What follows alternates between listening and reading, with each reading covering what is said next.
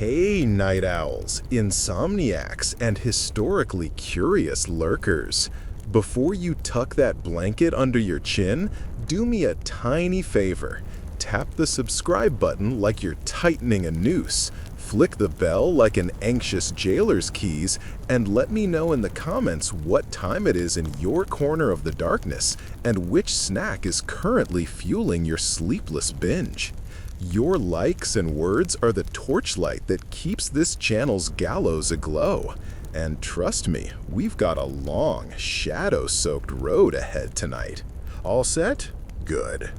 Dim your lamp, silence the roommate, and join me in the rattling cart that's rolling over the cobbles toward an execution ground somewhere in late medieval Europe. You can smell yesterday's rain in the hay, hear the creak of the wheels, and feel the anxious breath of the condemned man sitting to your left, though he's not the star of the show. No, tonight we're riding with the executioner himself, hood folded in his lap, palms sweating more than the poor soul beside him.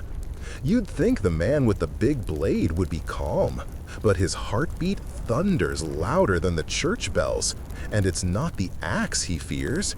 It's you, or rather, the thousands of loud, half-drunk versions of you who'll be waiting at the scaffold, ready to judge his every swing.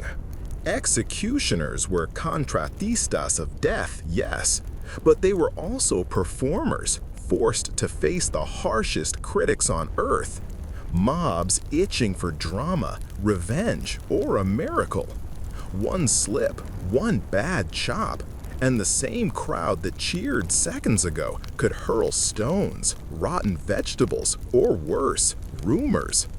In an age when reputation clung tighter than linen and stench, a botched beheading meant a lifetime stain. That's the fellow who needed 5 whacks. It could ruin contracts, drive him from town, or invite vengeance from relatives who swore the condemned felt pain too long. No pressure, right? Let's rewind. You're born into a tanner's family in a riverside slum. Pig hides, foul water, low taxes. One morning, the bailiff drops by. The old headsman died of plague, and someone has to wield the sword next Friday. Refuse, and your family's debts get very official. Accept, and you earn steady coin, a small house near the walls, and a guaranteed place at weekly markets, all in exchange for turning flesh to silence. Plenty of medieval executioners were conscripted exactly like that. They were outcasts already handling dead animals, so what's a few more corpses? The catch? Everybody looked away when you passed, but crowds looked right at you the moment you stepped on that scaffold, each face an unblinking jury. Picture dawn on hanging day. The sky is pewter, birds still uncertain whether to sing.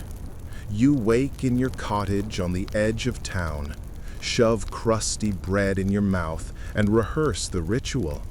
Test the edge, whisper a prayer, rub resin on your grip.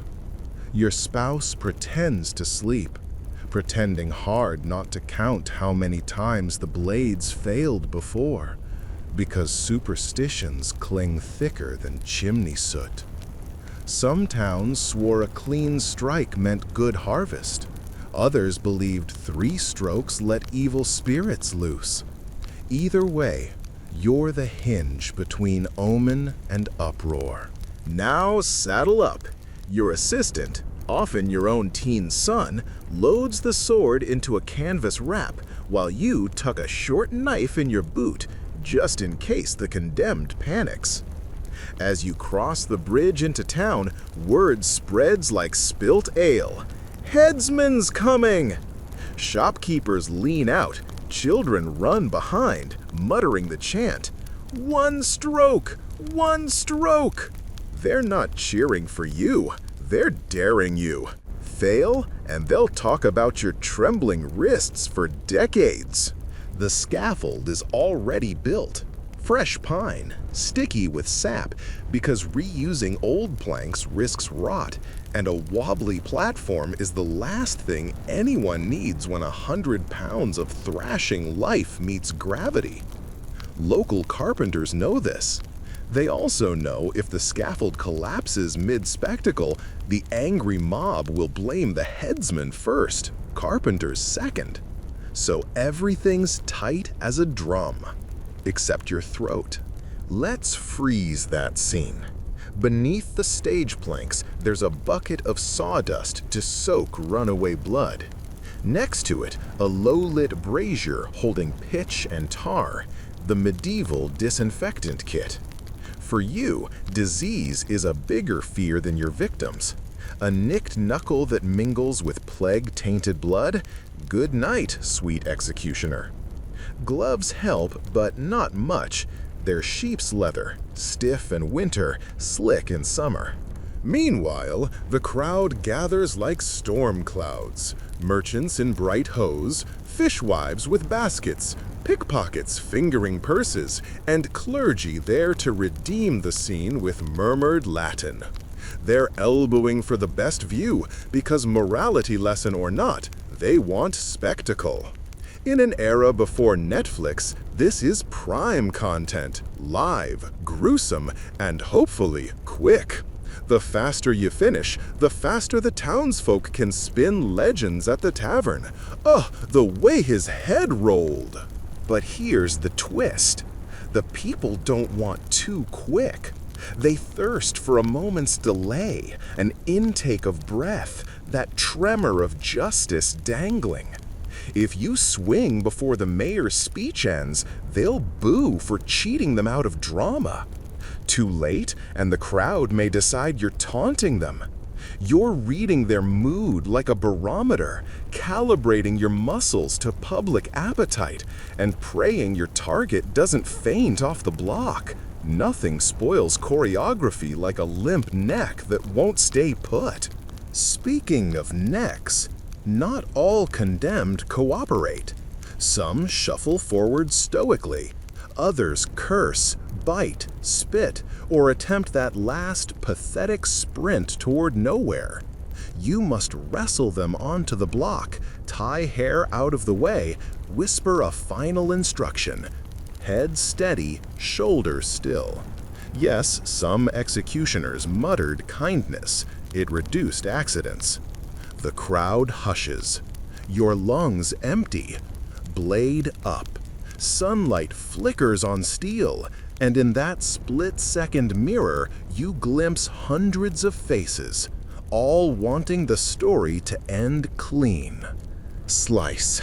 Ideally, it's a single, practiced arc, drawn by the weight of iron and your own accelerating fear. The instant you feel bone, you push through, because hesitation means snagging sinew, which means second swing, which means horror. And if that happens, the mob roars, not in pity for the dying, but in fury at you.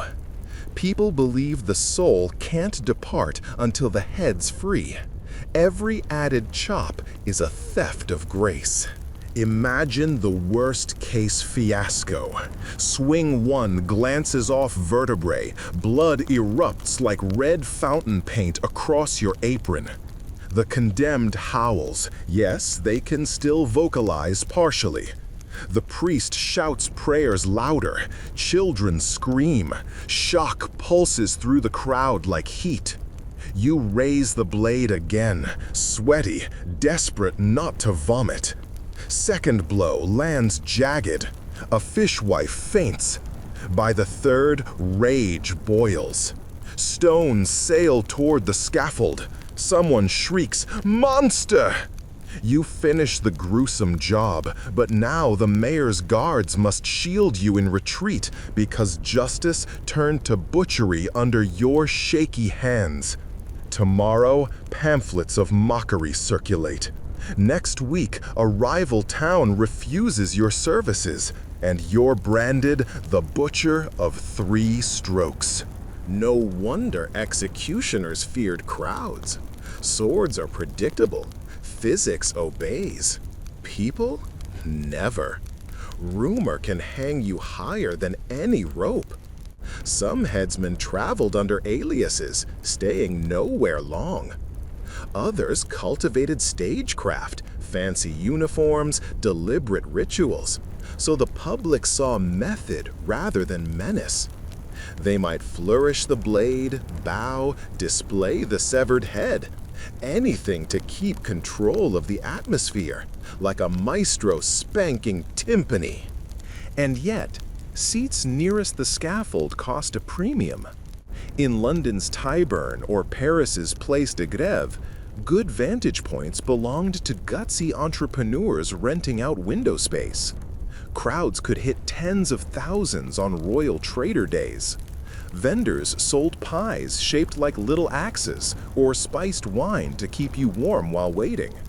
Executions were carnival, courtroom, and church service mashed together, and the man with the blade balanced compassion, terror, and public relations all in one impossibly sweaty tunic.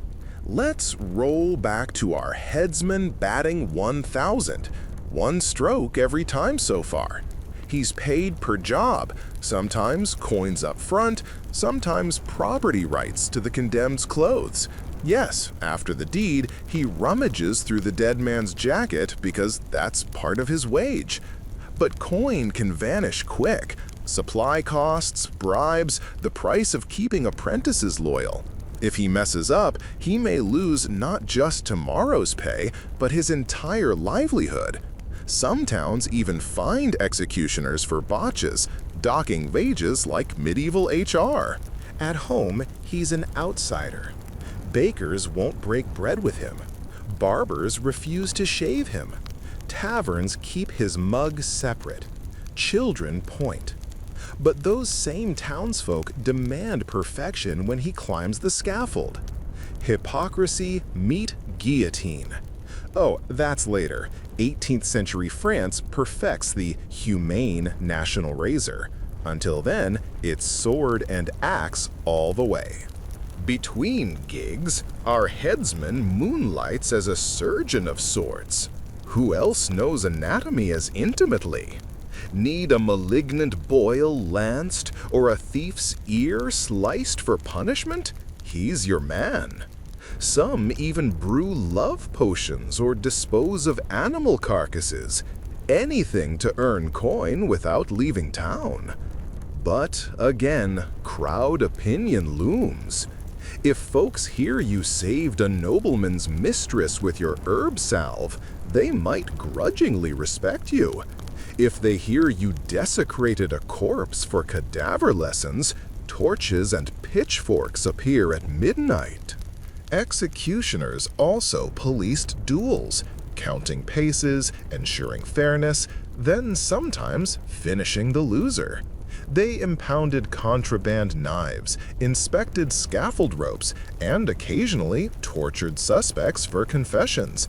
In short, they sat at a grotesque crossroads of fear and necessity. People despised them, but couldn't function without them, like plumbers of justice. The latrine's dirty, but someone must unclog societal guilt. Now, about fear. A headsman dreaded the crowd most fiercely on days involving multiple condemned. The strain of consecutive beheadings stiffened muscles and dulled blades. Imagine you've just ended number 5, sweat blurring vision, blood greasing the hilt. There are 3 more to go, and spectators can sense fatigue. A chant starts, "Sharp blade, sharp blade." Suddenly, every strike feels heavier. Your apprentice scrambles to hone the edge while the priest prolongs hymns to stall. But crowds get restless quickly. Booing spirals into thrown eggs. Guards tighten lines. And there you stand, center stage, praying your right arm won't spasm and ruin life number 6. By nightfall, if all goes well, you lug the blade home. Toss apron into lye water and sink onto a bench as your spouse ladles thin stew. The house is silent except for your pulse still pounding in ears. In the morning, rumor tide will decide. Were you swift, dignified, heartless? Too heartless and the clergy may scold. Not heartless enough and townsfolk say you're weak. And that is why an executioner feared the crowd more than steel, because the crowd wrote the long-term sentence. We haven't even touched the special nightmare called public quartering, or the political minefield of executing a beloved folk hero, nor the grisly science of blade weights, the secret guild signals carved on handles, or the midnight burial rituals that kept angry ghosts at bay. But those can wait for tomorrow night's ride. For now, shuffle back under your blankets and imagine the scratch of straw beneath the headsman's hood as he hangs it on a peg, hoping tomorrow nobody whispers his name alongside the word bungler. Try drifting off to the creak of scaffold timber cooling in moonlight, because in part 2, we'll crawl beneath that platform, sift through crimson sawdust, and unravel how crowds turned into judges, juries, and sometimes executioners themselves. All right, lanterns low, shoulders hunched. Duck with me under the platform where our executioner stood mere hours ago. The crowd has stumbled home, drunk on spectacle and cheap ale. The condemned is silent as a church crypt, and moonlight slips through floorboards in thin silver stripes. First sensation? The smell. Not the sharp, coppery sting you expect from fresh blood. That's mostly up on the planks, already crusting at dawn. Down here, the air is thick with tar, sawdust, and something sour that reminds you of spilt cider left too long in the sun. Executioners knew decay starts fast, and they scattered sawdust like priests fling holy water, hoping to keep disease from crawling into their lungs. By dawn, those curls of shredded pine are scarlet edges of misery, sticky enough to tug at your boots. Kneel a moment. You'll find things the crowd never sees. A snapped rosary bead the condemned clutched until the last nerve fired. A bent pin from the executioner's cuff that popped loose mid-swing. A tiny scrap of parchment with a saint's name, tossed by a superstitious onlooker who hoped to snag some forgiveness on the cheap. These relics spill through the cracks when bodies thrash, and each item tells an after-story. The bead means our victim was praying so hard the string snapped.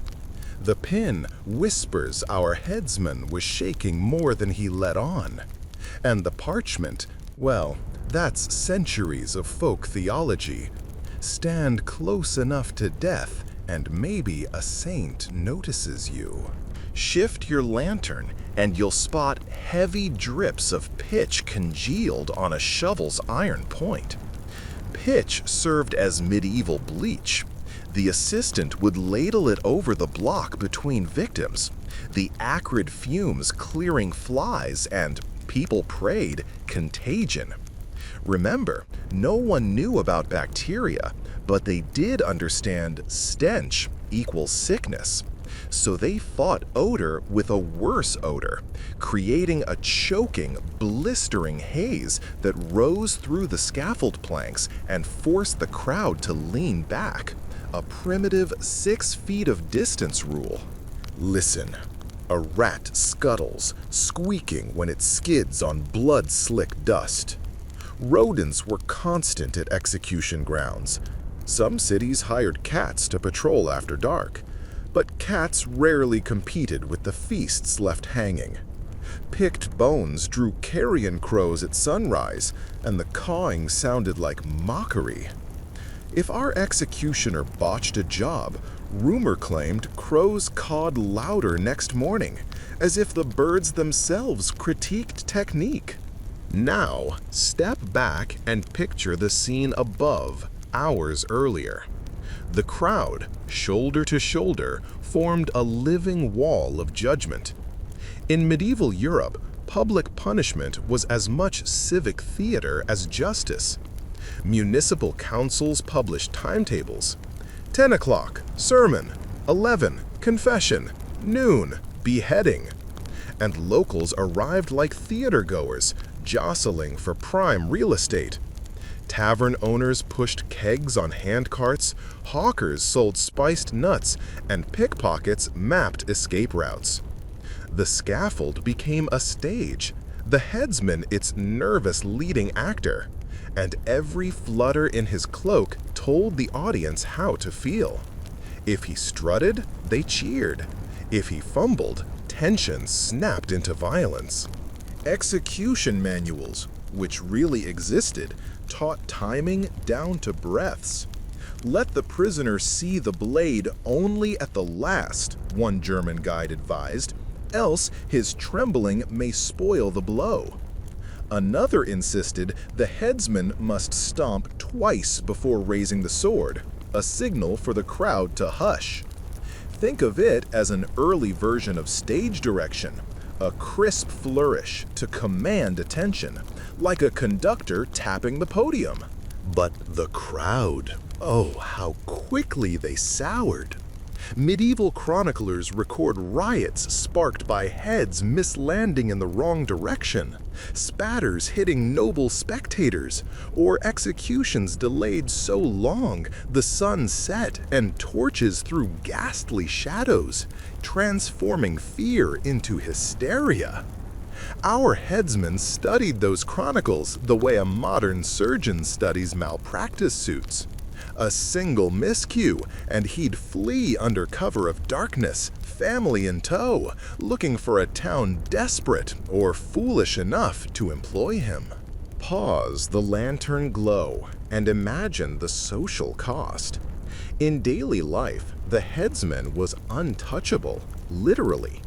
Butchers refused his coins. Smiths made him his own set of tools, so no honest iron touched his grim steel. Parish priests might deny him communion, worried his stained hands would taint the sacrament. His children learned early to walk around village wells rather than drink from them, lest mothers yank infants away. Yet on payday, the city coffers opened. Hypocrisy wears a livery coat. Let's climb the scaffold stairs. Careful, one step squeaks, still damp from scrubbing. Up top, the block is pitted like a lunar surface from countless strikes.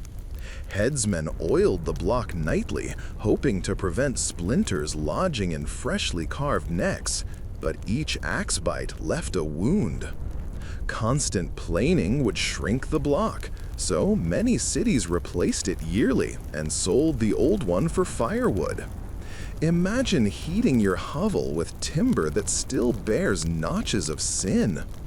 Some folks refused to burn those planks, claiming the smoke could summon restless spirits. Others paid extra, believing ashes of criminals drove away pests. Stand where the condemned knelt. Feel the groove that guided his chin. Slick with tallow the assistant smeared to reduce friction, and maybe pain. The groove's depth measures the headsman's precision. Too shallow and head slide, too deep and his sword catches. Every nick is a lesson in anatomy. You can almost hear his whispered counts. 1 vertebra, 2, muscle layers thin as parchment, sinew like harp strings that snap when struck. Look outward. Beyond the square lies a fringe of stalls where charlatan healers sold vials of black gall scraped from criminals' livers. Folks believed ingesting a fragment might cure epilepsy, impart bravery, or break love spells. Execution created not just corpses, but a grisly supply chain. Bones ground for medicine, hair woven into amulets, fat rendered for candles said to reveal witches. Horrifying? Absolutely. But medieval economies wasted nothing, least of all a freshly expired body. Now spin back to the crowd's psychology. Why watch? Scholars suggest three cravings: moral reassurance, evil punished; communal bonding, shared shock; and eschaton rehearsal, practicing for final judgment. Some attendees wept in pity, others chanted hymns, others jeered. Each reaction a mirror of private guilt. For a few, it was plain titillation, the same thrill modern audiences chase in horror films. The headsman, unwitting ringmaster, had to feed all these appetites without becoming a villain. He performed stoic righteousness, chin high, movements economical, eyes solemn. Too much flair, and he was cruel. Too little, and he invited scorn. Did he believe in his spiritual role? Many did. Guilds of executioners kept patron saints. St. Julian the Hospitaller was popular, believed to absolve accidental killers. Some wore relic medallions inside their tunics, touching them between swings. They saw themselves as final gatekeepers, ensuring a penitent soul crossed over swiftly. Yet at midnight, doubt gnawed. Surviving diaries reveal nightmares, headless specters tapping at shutters, phantom screams echoing in dreams. One Nuremberg executioner confessed he slept with a candle burning, convinced darkness would unleash the voices of men he'd silenced. Pull the hood over your own head now. Vision tunnels. Cloth smells of smoke and stale sweat. Breathing deepens, heartbeat fills your ears. Crowd noise warps into an oceanic roar. Some headsmen cut tiny holes in the hood to avoid suffocation, but superstition warned against too wide a slit. Evil eye could slip through and blind you with guilt. Imagine peering at hundreds of faces, each expecting perfect violence, while your own face remains unseen. Anonymity is armor, yet it isolates. No wonder many headsmen grew fond of drink, dissolving memory in ale until dawn. Speaking of dawn, our current scaffold scene is quiet, but not quite safe. City watchmen patrol, wary of thieves who might snatch nails from the platform to sell as talismans. Some believed iron that tasted blood had power to cure fevers. Boil a nail in beer and drink the bitter draught. In desperate times, mothers risked arrest to clip hemstitch off the executioner's apron, sewing it into children's collars as plague ward. The gallows district was paradox, repellent and magnetic, cursed yet sacred. Shift your gaze to the executioner's toolkit lying inside an oiled leather roll by the steps. Besides the great sword, there's a hand axe for lesser limbs, a slender misericord dagger for mercy strokes, a whetstone grooved from endless honing, and vials of goose grease to ease blade glide. Each tool demands maintenance. Rust is mortal sin. Between jobs, our headsman visits the blacksmith at dusk when the forge is empty, trading secrets. Temper the edge hotter to hold bite, and slipping coins estranged from honest pouches. Smiths oblige. It pays well, but they lay the anvil with salt afterward, purging invisible stain. Let's hover at the moment just before the swing. Crowd hushes. Even horses tethered beyond the square stop clopping. The condemned's breath frosts.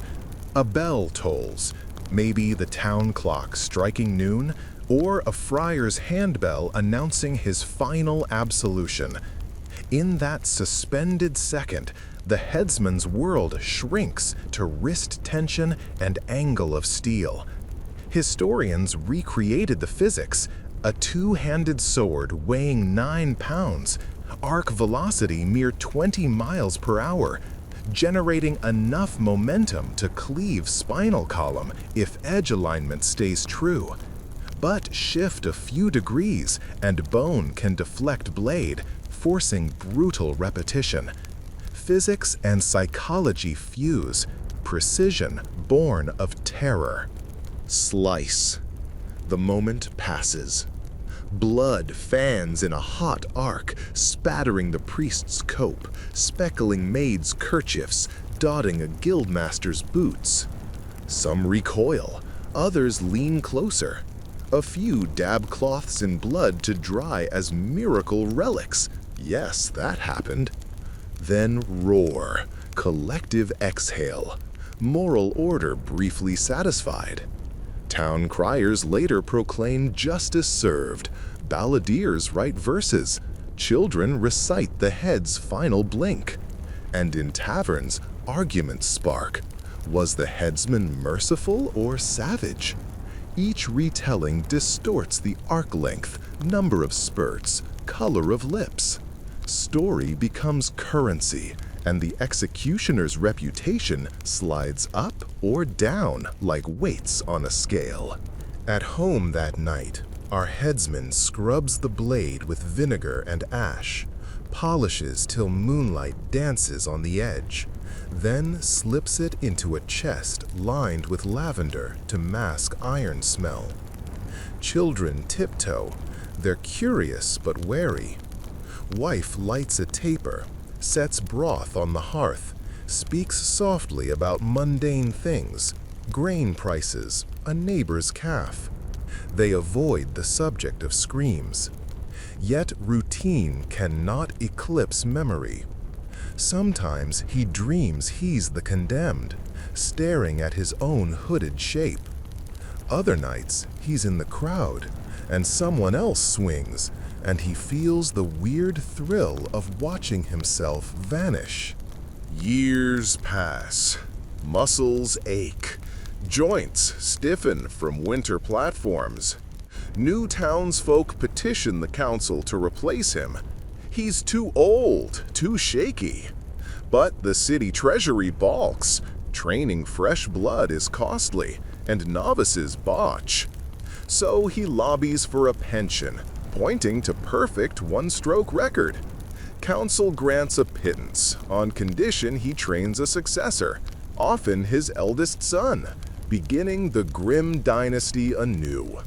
Apprenticeship entails anatomy lessons on plague pits, practicing on sheep carcasses, learning to read crowd mood like weather signs.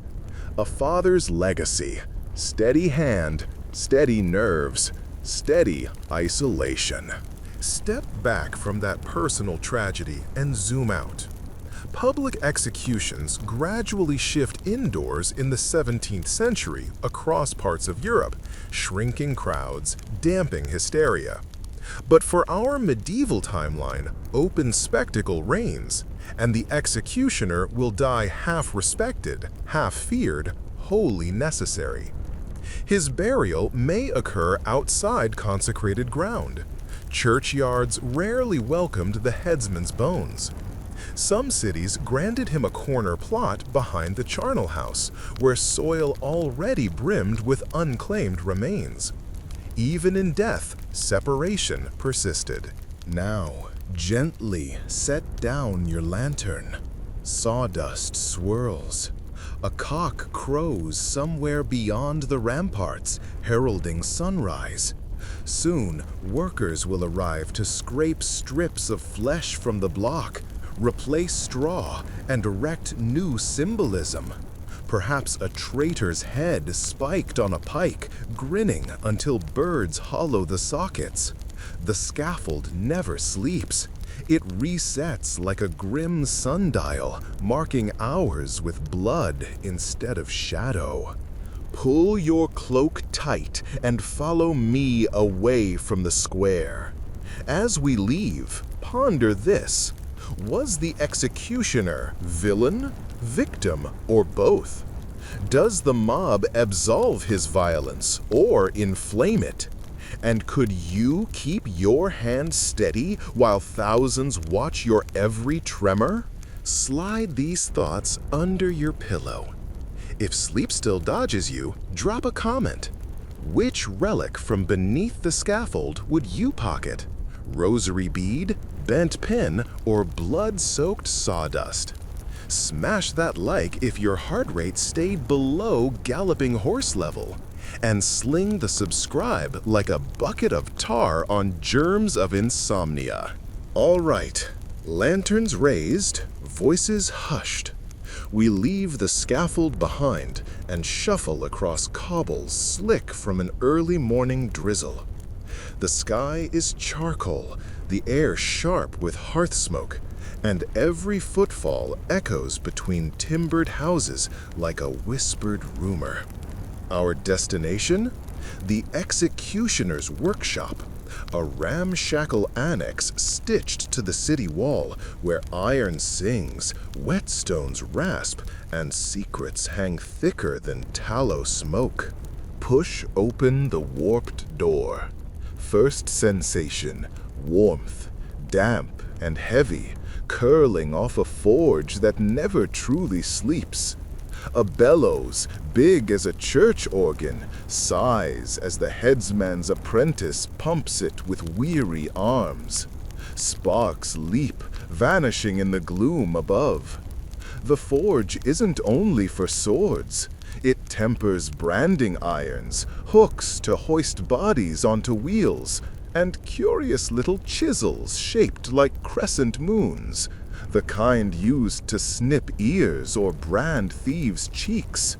Tools of shame coexist with tools of death, all gleaming like fallen stars.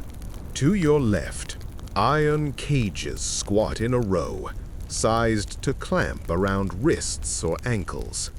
Each bears engraved runes, owner's marks, prayers for sharpness, or crude sketches of saints meant to sanctify steel. One cuff carries a tiny enamel rose, chipped and blackened. Legend says an executioner once fell in love with a condemned woman. Unable to save her, he carved a rose on the shackle that linked them for her final walk. Romantic? Perhaps.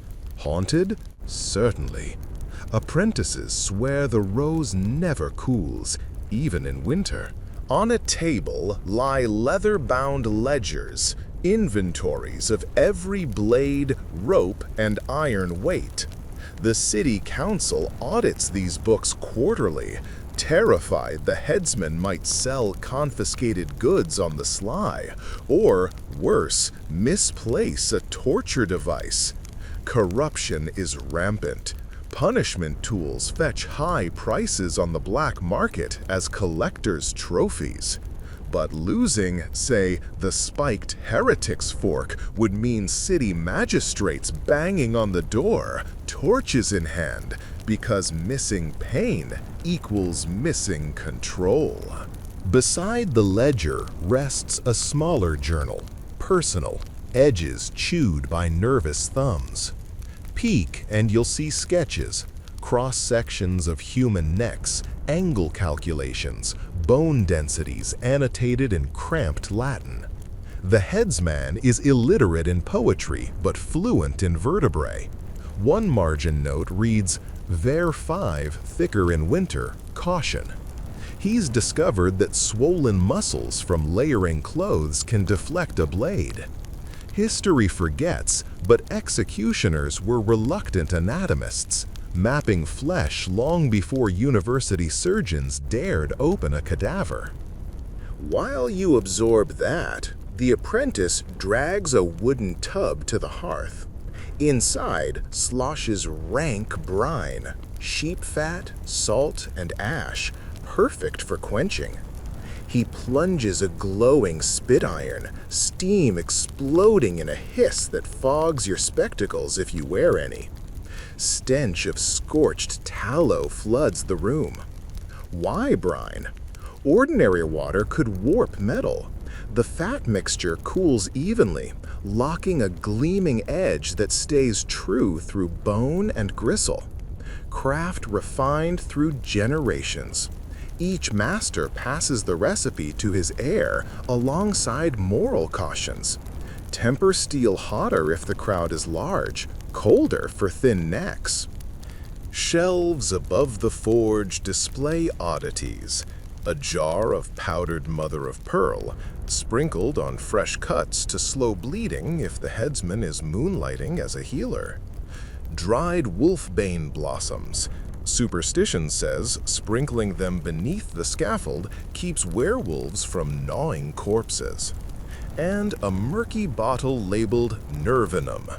Open it, you'd find poppy tar infused with wine, an early anesthetic the headsman drinks on sleepless nights when phantom screams scratch the inside of his skull. We step toward the far wall, where a curtain of chainmail drips from ceiling hooks. Not armor, more like butcher's aprons, woven rings trapping blood splatter so outer clothes stay presentable. Beneath them hang wicker baskets lined with straw. Inside, confiscated items from today's victim. Shoes with buckles. The brass will be melted for nails. Belt with silver tip. A purse containing 2 pfennigs and a child's carved whistle. The city will auction the valuables. The whistle often ends up in the headsman's pocket. A silent souvenir. Maybe a reminder that every neck belonged once to a singing child. Notice a narrow stairwell winding downward. Lantern in hand, descend. Walls sweat moisture. Air cools. Your breath ghosts. This is the holding cellar where prisoners spend their final night. Cells are just alcoves behind iron bars.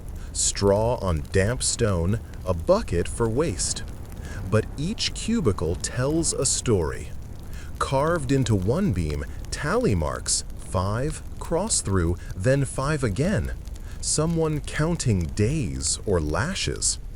Another beam bears a crude bird, wings spread toward a crack of daylight never seen from here. Hope scratched into darkness. At the corridor's end, a heavy oak door stands ajar. Step through and find the confessor's chapel, a sad little chamber where priests try to coax last-minute penitence. Candle stubs, a chipped crucifix, and strings of dried herbs hang like pale ghosts. Executioners aren't allowed to witness confessions, but they press ears against the plank, gauging whether the condemned plans drama, a final speech, a curse, a spit in the mayor's face. Those details affect crowd temperature tomorrow. Back upstairs, dawn slants through a soot-stained window. Time to sharpen. The headsman crouches on a 3-legged stool, sets the great sword across his knees, and begins the slow, hypnotic pull of edge against whetstone. Shwip, shwip, shwip. Each stroke a heartbeat. He oils the blade with goose grease, inspects for nicks.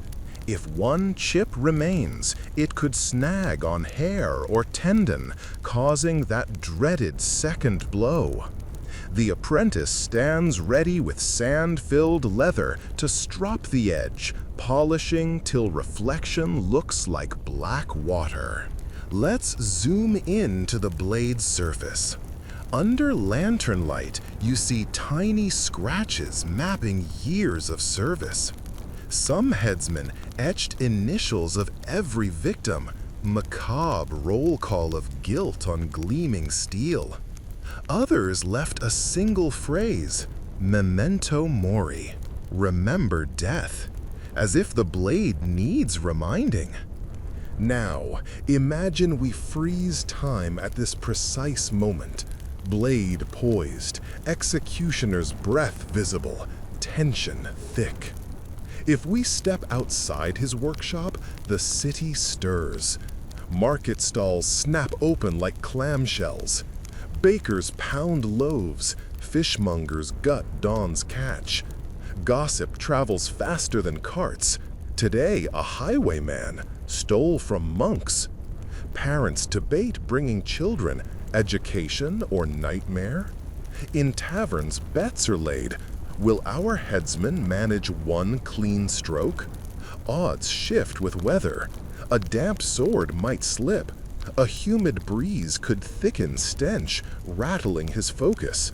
Who knew meteorology and murder blended so intimately? Return to the workshop. The headsman slides the sword into a waxed leather case, ties 3 cords, and murmurs a prayer.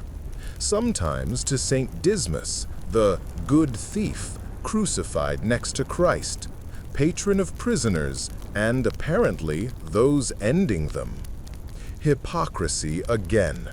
He prays for a steady hand and a merciful death for his victim. Duality sits heavy on that bench. He dons work clothes, linen shirt, thick hose, knee boots, and over all, the black coat bearing the city crest. Contrary to legend, many executioners did not wear full-face hoods every time. Some cities required an open face so citizens saw justice served by a human, not a demon. Others insisted on the hood to symbolize impartiality, mask fear, or protect families from retribution. Our man compromises. Hood up for foreign criminals, hood down for locals whose relatives might read his eyes and decide revenge. Speaking of vengeance, let's stroll through case files stacked beside the forge. Parchment edges curl like autumn leaves. One record details a carpenter who smashed a noble's wine cask. Offense, property damage. Penalty, ear cropping. That's tomorrow's docket. The headsman's smaller blade will slice cartilage, while a bailiff holds the man's shoulders. Another file, a heretic preacher due for burning in 2 weeks. Burning demands skill, bizarrely. Too much wet wood and the fire chokes, prolonging agony. Too much dry and the body cooks fierce, spitting fat, causing panicked crowd scatter. Executioners maintain special wood piles. Oak for slow heat, birch for bright flame, green willow to smoke out devils. A grim art of pyrotechnics. Let's break for a sip. No, not water. The headsman uncorks a jug of hippocras, wine spiced with cloves, cinnamon, and honey. He swigs, wipes lips, then passes to the apprentice. Liquid courage transforms to vapor in cold lungs. You taste notes of iron from the blackened cup, clashing oddly with honey sweetness. Spices mask rot, medieval wine often soured, but hippocras also numbs nerves. They call it quietus in a bottle. Now we follow them into the daylight. The sword, now wrapped, rests on the apprentice's shoulder. Citizens part like wheat before the reaper, some crossing themselves, others sneering. Children peek from doorways. One boy shouts, "My da says your arm shakes." The headsman doesn't break stride. Public taunts are nothing new. His cheeks have heard worse. A baker's wife tosses a crust at his feet. Perhaps pity, perhaps mock offering to death. Crows swoop, snag crumbs, scatter upward. Omen or ordinary hunger, depending on whom you ask. As they near the prison yard, rhythm slows. Guards herd the condemned forward. Today's highwayman, wrists bound, hair matted from sleepless night. The man's eyes dart, measuring distance to the gate, to alleys, to improbable freedom. He sees the headsman approach and blurts, "One quick slash, I beg ye!" Our executioner nods, a promise, maybe a lie. The prison cleric steps in, reading charges aloud for the crowd's benefit. Every word tastes like dust in the condemned's mouth. Ritual demands crowd involvement. A herald cries, "If any know just cause why this man should not die, speak now." Silence, except for an infant's cry and a drunk's hiccup. The condemned attempts a final speech, claims guilt, begs forgiveness, thanks the headsman by name, rare kindness. That name ripples through onlookers, scribes jotting it so future ballads get facts right. Names matter. They cling like burrs to reputation. March begins. Drums thud double time, steady as a heartbeat.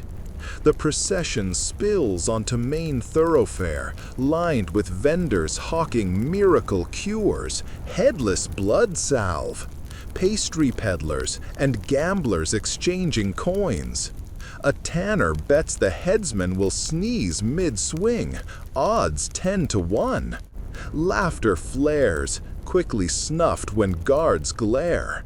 Humor edges horror here. Approaching the scaffold, our headsman senses damp boards beneath new straw.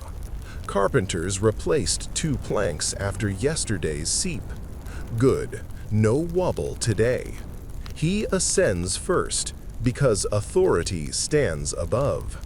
The sun breaks clouds, bathing sword wrap in harsh white. The crowd hushes, anticipation thick as barley porridge. He unbinds the sword, draws it slow, metal flashing like lightning bottled. Let's slow to frames. Condemned kneels. Assistant gathers hair. Headsman raises blade. Muscles tense. Canvas hood flutters. The watching world holds breath. In that sliver of eternity, one thought screams louder than prayer. Do not fail. Then, impact. Spine snaps, blood arcs, body slumps. One clean stroke. Crowd erupts, not in ghoulish joy, well, some, but in collective exhale of civic order restored. The mayor nods, relieved. Taxes pay for competence. Head held high. Literally. The assistant grips hair, turns the face toward north, south, east, west, displaying justice fulfilled. Superstition says the dead's eyes capture last sights. By circling points of the compass, you blind vengeful spirits, forcing them to wander aimlessly. Gooseflesh pricks your arms, though midday sun warms your cloak. Our headsman wipes blade on straw, whispers thanks to whichever saint kept arm true, then sheaths steel. Magistrates toss a purse at his feet, payment in silver pennies. He counts quickly, short 2 coins. He frowns. The treasurer shrugs. Debate later. Public grace now. He bows. Crowd disperses.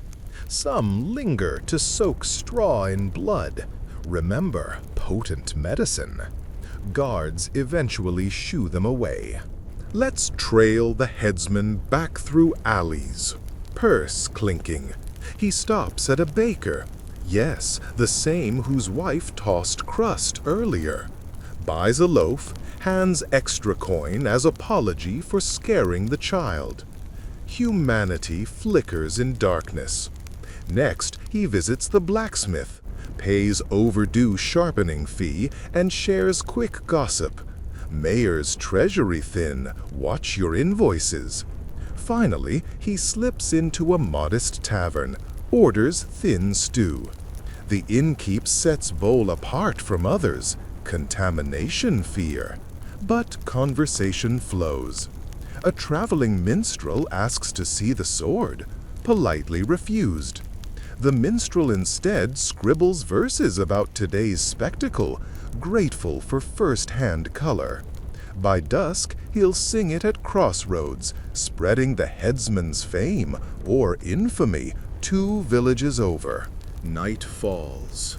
Our executioner trudges home outside city walls.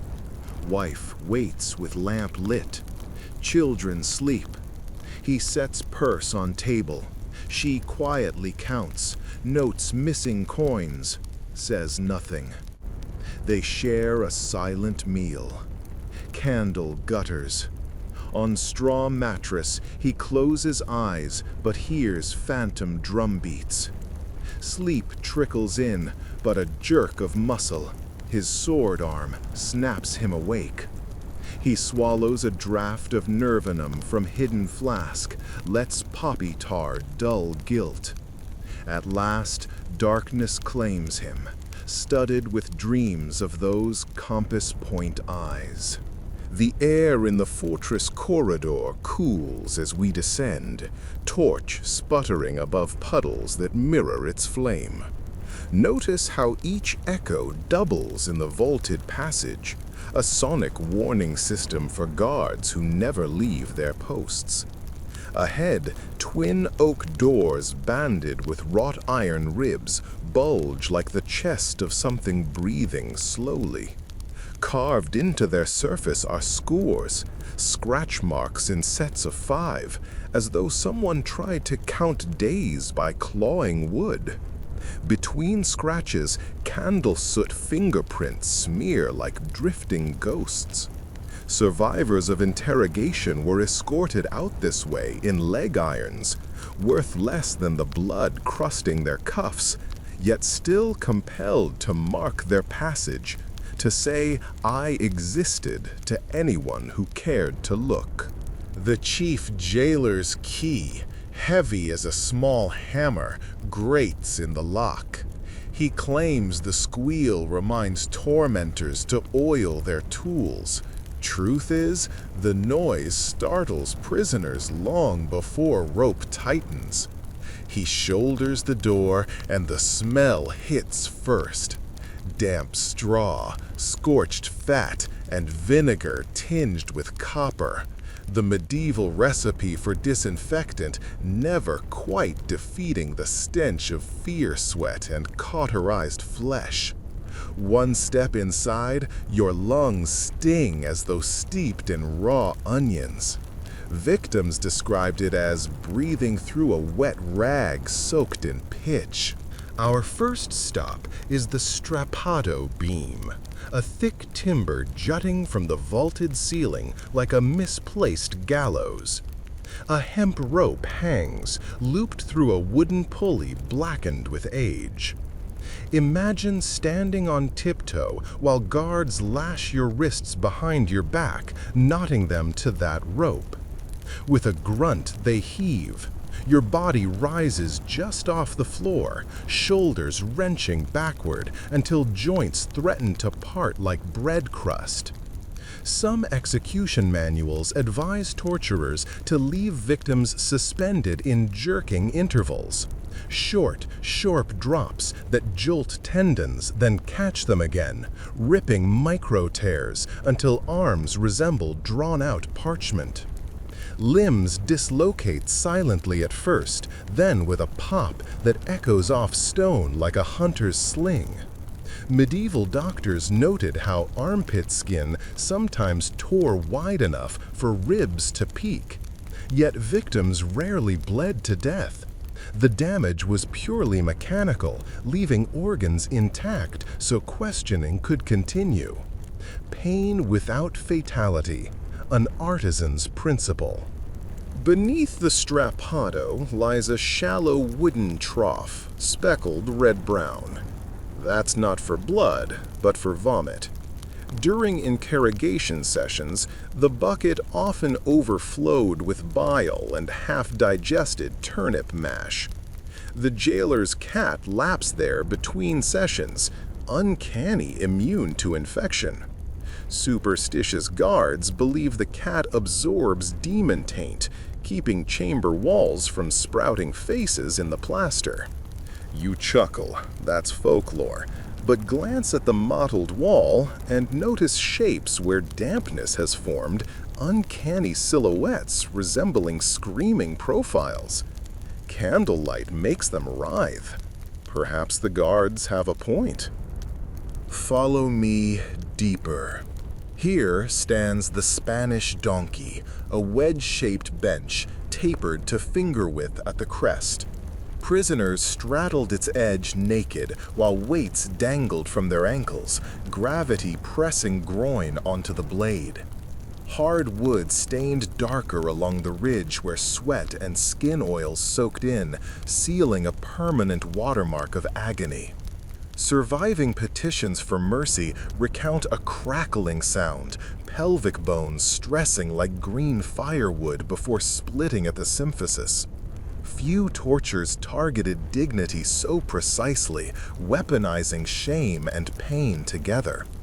Despite the Spanish label, records show German city councils ordering 2 such benches in 1480. Shipped like any mundane furniture, with invoices reading simply, "Wooden cheval for municipal security." Bureaucracy sanitizes horror. Notice the lantern mounted nearby. Torturers favored steady illumination, not to see better. They could work blindfolded, but so the victim could see. Light yanks pain into sharper relief, denying the mind refuge in darkness. Interrogators also believed certain truths remained hidden unless eyes stayed open, so they threatened lids with molten wax to keep them from closing. Even professional scribes, who later recopied confession transcripts, added notes like, "Eyes rolled white at third question, wax applied, clarity returned." The bureaucracy of cruelty documented its own cosmetology. Against the far wall stands the rack. Most imagine a bed of wood and rollers, but here it's minimalist. 2 windlasses spaced 10 feet apart with a stout plank between.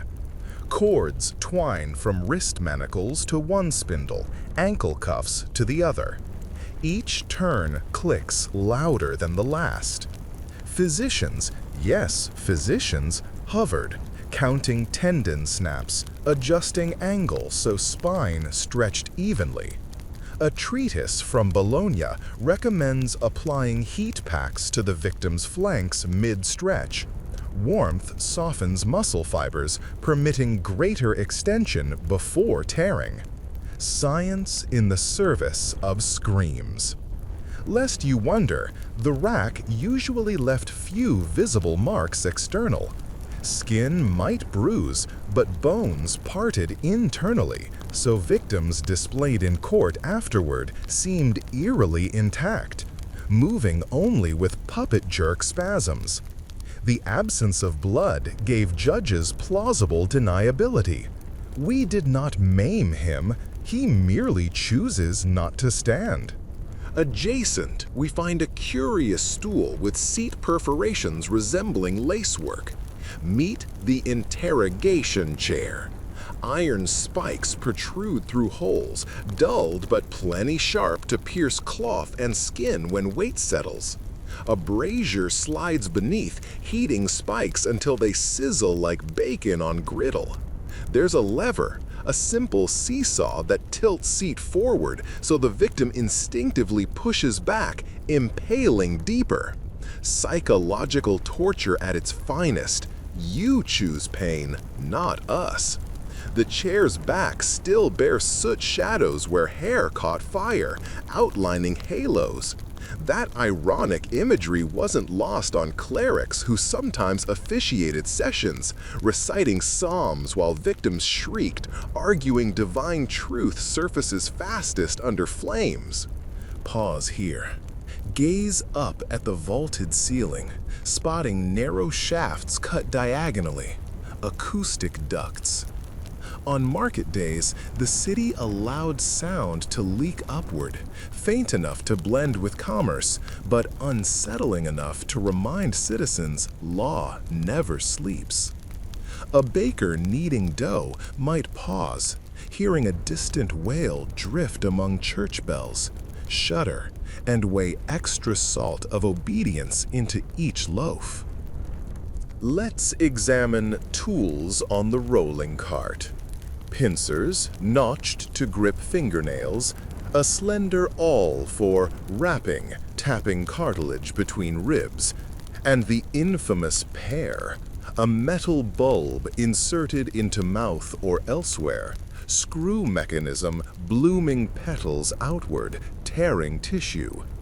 Contrary to legend, pears rarely killed outright. Infection claimed the victim days later in dank cells. Medieval legal codes often forbid lethal torture before confession, but turned blind when death arrived by fever. Semantics of sin and consequence. Surprisingly, you'll notice a cloth bundle of herbs: sage, rue, lavender. Torturers stuffed handfuls in their nostrils to blunt smell, but superstition said herbs muffled victims' curses spilled into the air. The church debated this. Some theologians insisted screams, being sound waves, could not harbor demons. Others argued a heretic's dying breath might taint listeners' souls. The compromise? Incense after each session. Consequence? The chamber smells like a chapel upended. Frankincense overlaying charred flesh. Sanctity married to sin. But how did one qualify as torturer? Forget myth of brutish sadists. Many were skilled craftsmen, butchers, tanners, surgeons.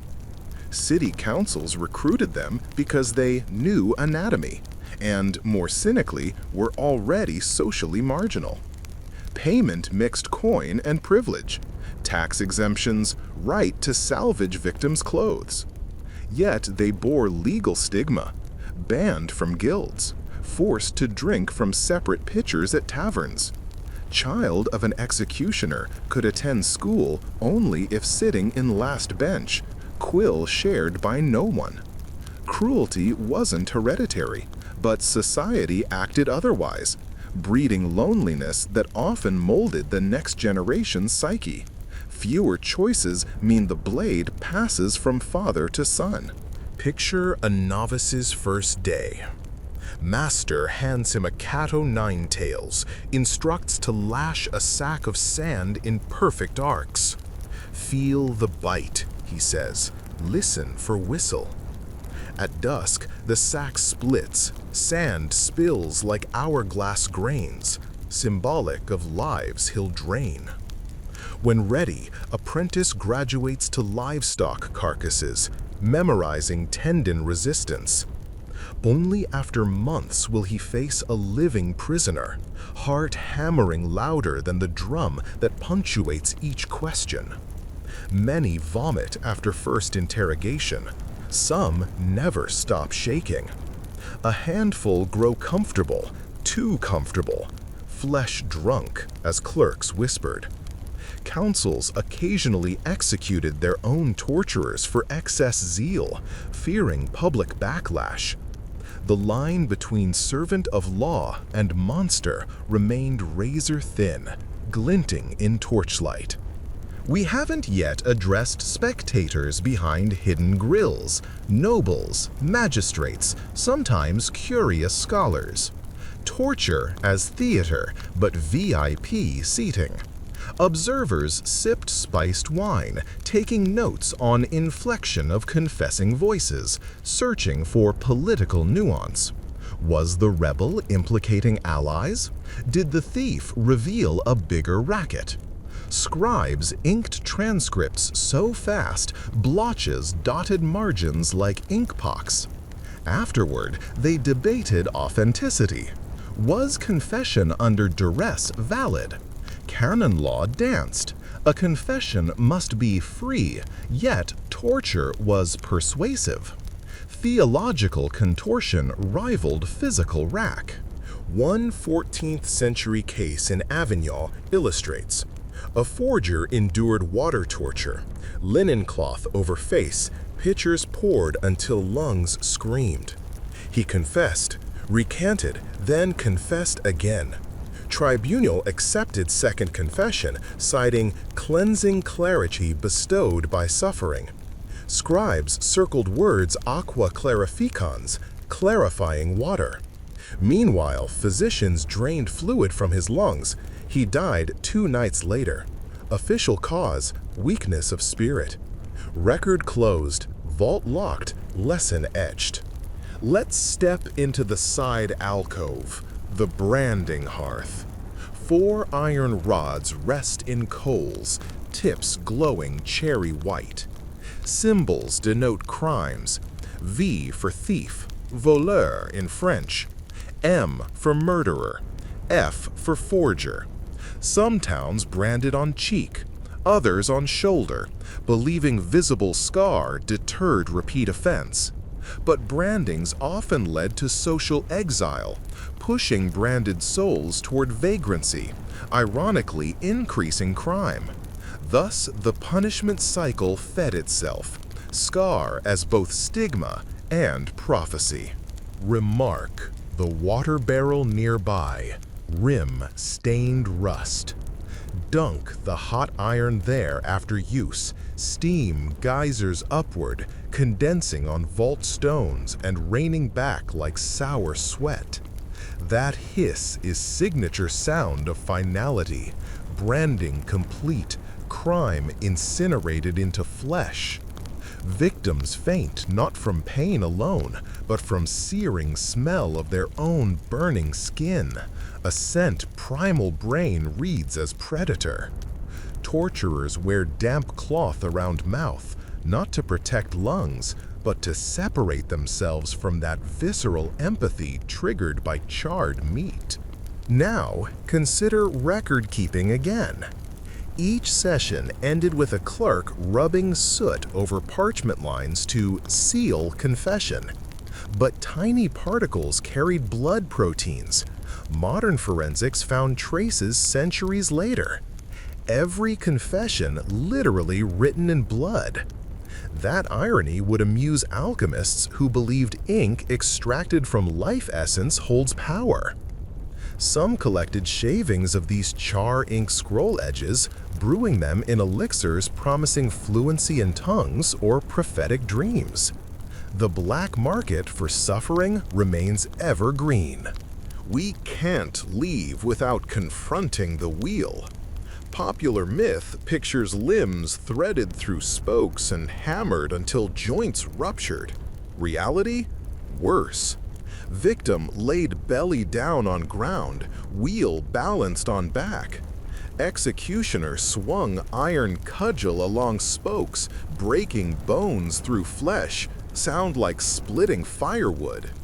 Then body woven through wheel's gaps, hoisted onto a pole. Crows feasted over days. But before death sentence, wheels served interrogation.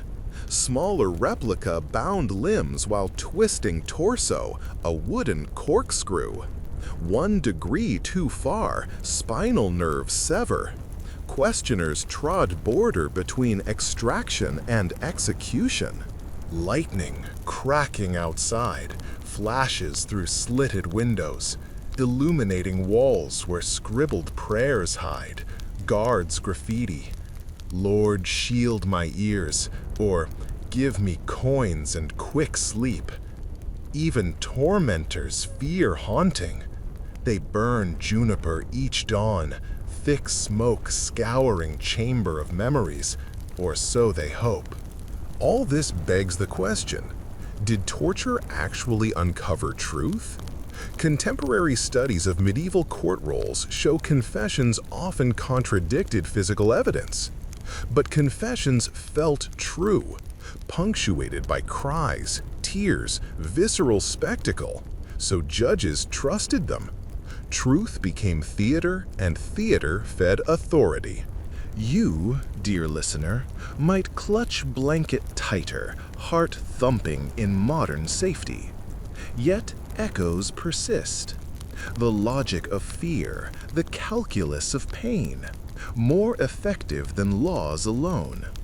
Medieval cities institutionalized that logic, building chambers like textbooks in brick, teaching citizens obedience with every muffled wail.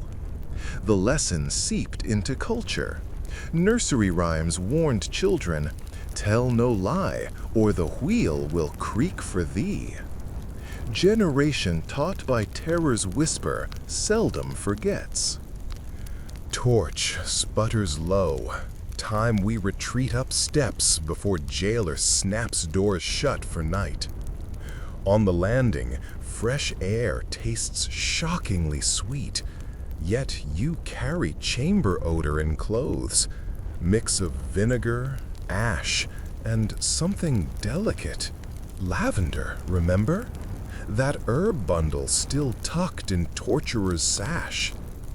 Even horror allows small mercies, a scent to remind him he is human under apron steel. As we exit, dawn bruises eastern clouds. Market bells toll, indifferent to sleepless prisoners. History marches on, leaving pain to echo in stone pores. But you heard it. You walked those corridors. Tonight, when pillow presses ear, you might still catch that distant click of rack windlass and wonder whose secrets cracked with bone. Snowflakes swirl past the lancet windows of the keep, yet the hallway beneath remains warm, not from any hearth, but from the kiln room we're about to enter. Most visitors imagine torture as ropes and blades. Few realize that for inquisitors in the colder reaches of Bohemia and the Low Countries, heat was both tool and theology. Pain by flame, they reasoned, mirrored the purgatorial fires said to scorch sin from the soul. So tonight, step inside the furnace chamber and feel how judgment can glow hotter than any smith's forge. The door sighs open like bellows, exhaling a gust that smells of scorched wool and resin. Crimson light spills across flagstones in flickering stripes. At center stands a brick oven wide as a tomb, its mouth ringed by iron tongs, shovels, and a row of spatulas the size of oars. No, they're not for bread. They're for test plates. Thin copper discs slid into the coals, then pressed against a prisoner's flesh to gauge readiness for deeper branding. You temper steel by first testing straw, wrote one Saxon manual, and men by first testing skin. Notice the mason jars lining a shelf, each filled with oils of differing viscosities. One glints amber, bear fat, another milky, goat tallow, a third nearly black, linseed steeped in ash. These were not balms of mercy. Heated fats dripped into wounds to prolong agony without letting flesh char outright, sustaining the subject, suspending that delicate balance between excruciating and lethal. Physicians monitored temperature with bare knuckles pressed against copper. Too hot, skin singes. Just right, it sears slowly, writing maps of pain across nerve endings, a grisly cartography. At the chamber's far end waits an unassuming barrel half filled with water. That's not for extinguishing flames. It's for scalding. Boil the water, strip the accused, lower a single limb, perhaps hand or foot, until sizzle marks rise like an angry rash. Then present a quill and parchment. Fingers trembling, flesh blistered, the prisoner must sign confession. If the script remains legible despite tremors, scribes whisper it's proof Satan guided the pen, because no mere human could write through such pain. The irony is unmistakable. Clarity becomes evidence of devilry. Let us linger on those scribes. They too belonged to this infernal ecosystem. Dressed in robes black as ink, they perched on stools just beyond spark spray, quills clenched like surgical blades. Every gasp, every plea, every deranged prayer, they captured all, abbreviating nothing. Margins bristle with shorthand marks. DCL for distinct cry louder.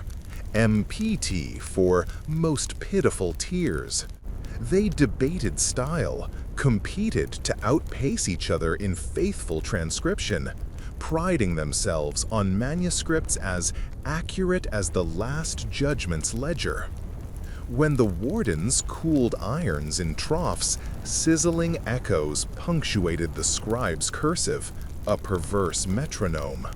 Back toward the oven stands what appears to be a rotating spit, except the axle supports a metal cage cramped enough that knees press chin.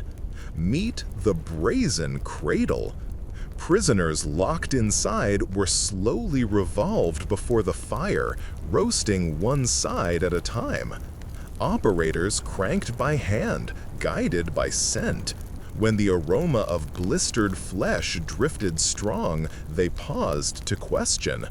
Folk stories say you could smell caramelized sweat 3 towers away. Historians once doubted that, until an archaeological dig uncovered floorboards here impregnated with human fats, still detectable after 600 winters.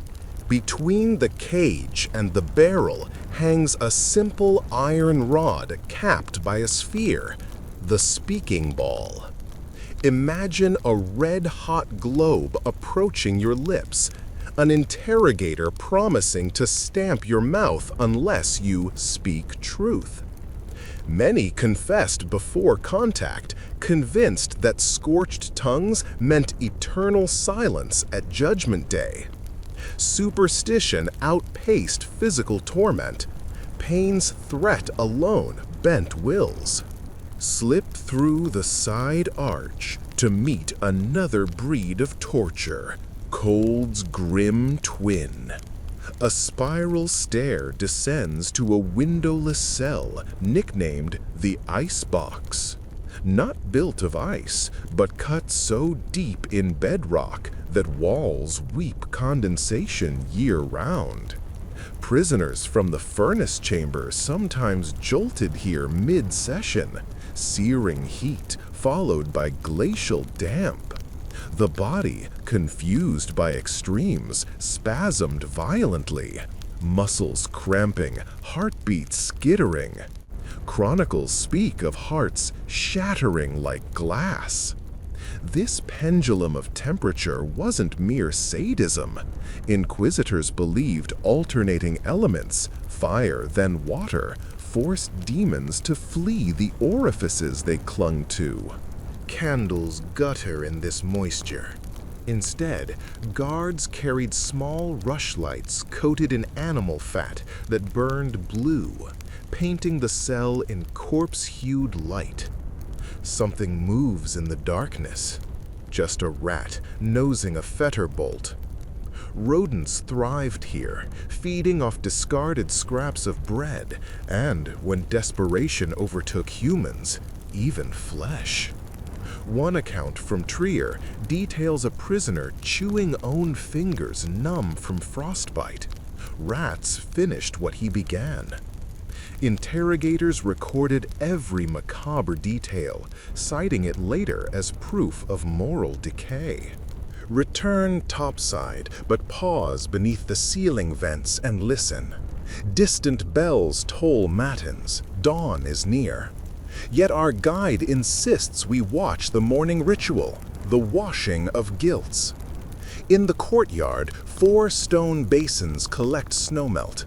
At sunrise, condemned prisoners, whether broken or defiant, kneel beside them. A friar ladles frigid water over blistered backs, murmuring psalms. Ostensibly cleansing sin, the rinse also accentuates wounds for crowds arriving later to glimpse justice. Merchants hawk cider, children climb shoulders for view. Tourism of torment. City coffers swelled from fines and curiosities sold, fragments of noose, pieces of rack splinter, even vials of ash scraped from branding irons, touted as apotropaic charms. And here we confront the marketplace of pain. Behind scaffold rows stands a stall piled with replicas. Miniature wheels carved from yew, dolls bound in tiny stocks, tin whistles shaped like gibbets. Pilgrims carried them home, talismans reminding family to obey law. Much like modern souvenir shops peddle snow globes of cathedrals, medieval vendors sold fear in pocket form. Why did towns tolerate such gruesome enterprise? Economics and spectacle interwove. Public tortures drew visitors, stimulating inns and taverns. Magistrates justified costs by citing reduced crime, though statistics, if kept, were as pliable as confession ink. Yet dissent bubbled. Preachers decried cruelty, poets satirized officials, and secret societies smuggled pamphlets condemning the wheel as a futile compass seeking truth yet spinning sin. These murmurs seeded reform centuries later, but for now, pain reigned. Walk with me into the records chamber, quieter but no less chilling. Shelves groan beneath scrolls bound by sinew strings, actual strips of condemned men's hides, tanned like parchment.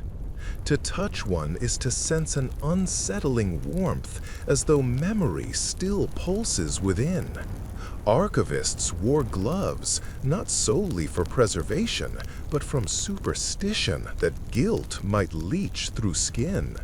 They cataloged confessions with librarian precision: name, date, method, fracture count, final prayer. Some scrolls sealed by wax imprinted with skull device, a seal broken only on higher authority. A modern researcher once cracked such a seal and found within not words, but a fingernail, wrapped in vellum scribbled "witness." The text itself had faded, leaving only this grim footnote. The psychological machinery extended beyond prisoners to populace. Law mandated that at least once a year, every citizen witness an interrogation or execution, a ritual called chastening day. Absence fined. Elders claimed watching purified townsfolk, reminding them of fragile souls. But diaries reveal nightmares thereafter. Visions of endless corridors, teeth cracking like acorns, fires that sizzled from inside bones. Trauma became communal, binding society in hush. Perhaps that's why gossip blooms so fiercely afterward. Words chase away memory's scorch marks. Now imagine the torturer's evening after shift.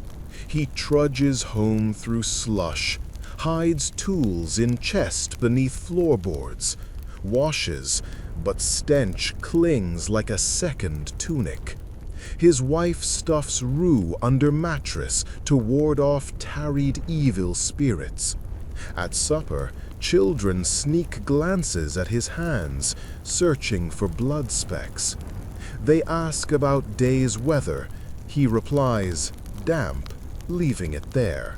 Yet ledger shows magistrate docked his pay because the wheel splintered, requiring costly repair. Even cruelty faces budget cuts. Speaking of budgets, let's peek at the treasury ledger displayed inside the Alderman's Hall. Expenses list heating charcoal, 2 florins. Replacement manacles, 5 florins. Doctor's attendance to keep alive subject, 8 florins. Not items of horror, just lines of accounting. Pain translated into currency, like wheat or timber. In a marginal doodle, some bored clerk inked a tiny gallows sprouting coins instead of corpses. Gallows humor quite literal.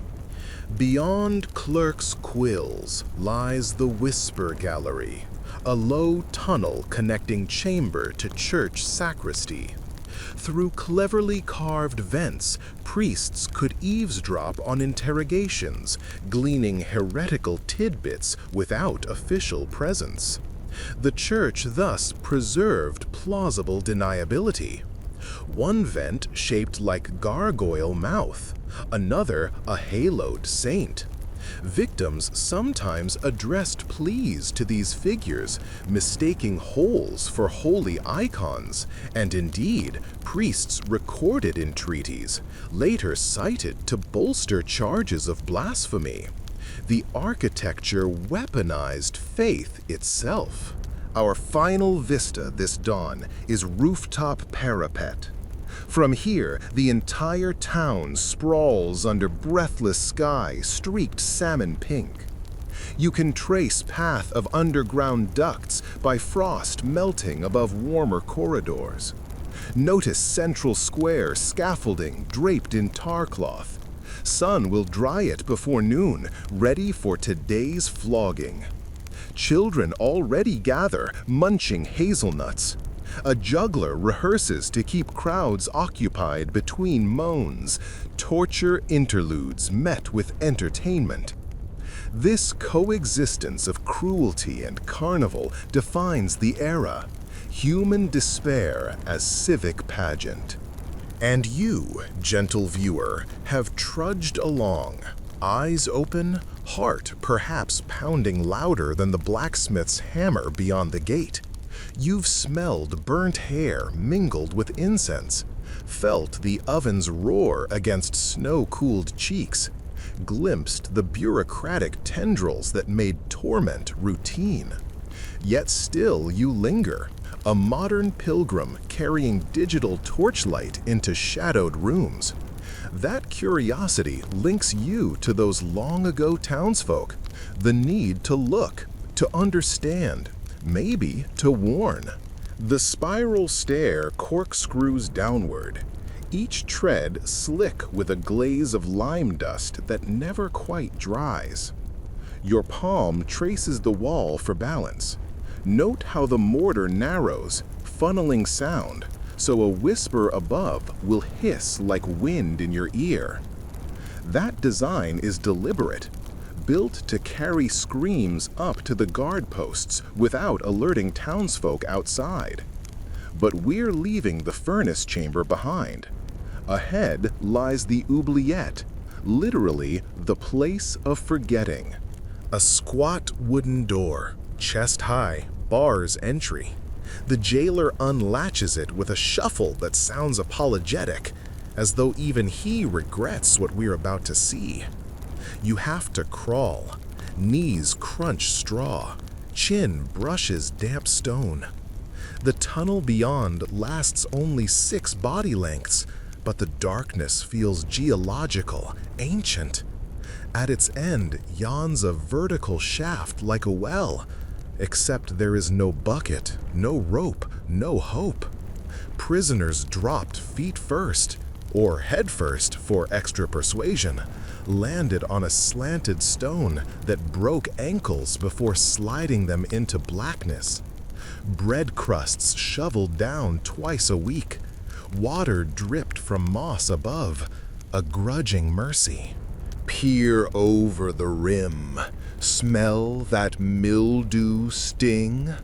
Corpses left too long ferment into gases that whisper past your cheeks.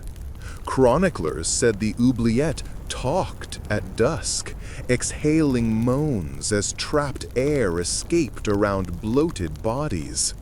Superstition claimed each sigh carried a lie the victim never confessed. Thus, wardens listened, parsing gases for secrets post-mortem. You might scoff, but a 1497 ledger notes information acquired from air, leading to 3 further arrests. Apparently, rumor and hydrogen sulfide make a potent intelligence network. Back along the crawlway, a side hatch opens into the surgeon's annex. The term surgeon conjures white linens and scalpels. Erase that.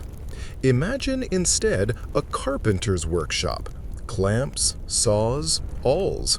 Because medieval surgery grew from joinery, the body viewed as wood to be planed or pegged. On the central trestle table lies a leather roll of gleaming implements. Slender gimlets for boring trepan holes. Hooked retractors nicknamed fish hooks of faith. A bronze syringe thick as goose quill, used to inject boiling water into ear canals, thought to dislodge devils. The floor beneath bears concentric stains, each ring darker toward the center, like growth rings of a terrible tree. Our guide, Master Eberhard, wipes a blade with wool soaked in wine. Wine's tannins, he explains, close the wound while opening the conscience. Practical and poetic. He demonstrates on a slab of pork, carving a flap, then stitching it with catgut threaded through a goosebone needle. Notice his rhythm. Pierce, pull, pierce, pull. During interrogation, the same cadence stabbed human skin, punctuated by questions. Surgeons considered themselves humane. Their interventions kept victims alive for magistrates, an ethical sleight of hand. When limbs threatened gangrene, they applied hot irons, not to torture, but to cauterize. Pain sat at every junction, an unavoidable toll. Shelves above the workbench hold ceramic jars labeled verbena, henbane, mandrake. These herbs formed the period's anesthesia, though blessed oblivion lasted minutes at best and often induced hallucinations worse than agony. Victims strapped for amputation sometimes screamed at things only they could see: winged bishops, headless saints, mothers at cottage doors. The surgeon dismissed them as spiritual noise. Scribes dutifully transcribed hallucinations, filing them with evidence. Some city councils accepted a delirious vision as divine testimony. Truth, again, bent to whatever shape torment made. Lift the leather curtain at back, and you step into the salt cell. No heat, no blades, just a barrow large enough to swallow a grown man. The prisoner, freshly flayed or sliced, was lowered into brine. Salt cauterized, yes, but also stung like red-hot cinders, amplifying pain. Witnesses claimed cries in the salt cell rose 1 octave higher than elsewhere, as if the brine tuned vocal cords. Guards believed those shrieks cracked stone. The walls here show hairline fissures spidering upward. Whether caused by resonance or just frost, nobody knows. But the myth persists. Agony leaves its own architecture. A servant girl enters with a wicker tray of bread crusts soaked in vinegar. Prisoners in recovery, if such a word applies, gnawed these to regain strength for further questioning. Vinegar killed some bacteria, but also puckered raw mouths, making speech painful. One clerk's margin note: subject hesitated to name co-conspirators. Applied vinegar ration, speech loosened. Simple, brutal cause and effect. Enough, viscera. Follow me back through the annex, up a narrow stairway that exits behind the courtroom gallery. The sudden daylight sears after torchlight's gloom. Parliament-gowned aldermen rustle parchment, and you realize proceedings are already underway. Defendants stand in dock, shoulders hunched, faces pallid. You, having toured the depths, recognize the subtle tells. Swollen wrists, trembling knees, eyes that flinch at every gavel thud because they expect cudgels instead. The court claims testimony is voluntary now, but everyone sees the phantom rack stretching across defendants' spines. Here's the macabre twist.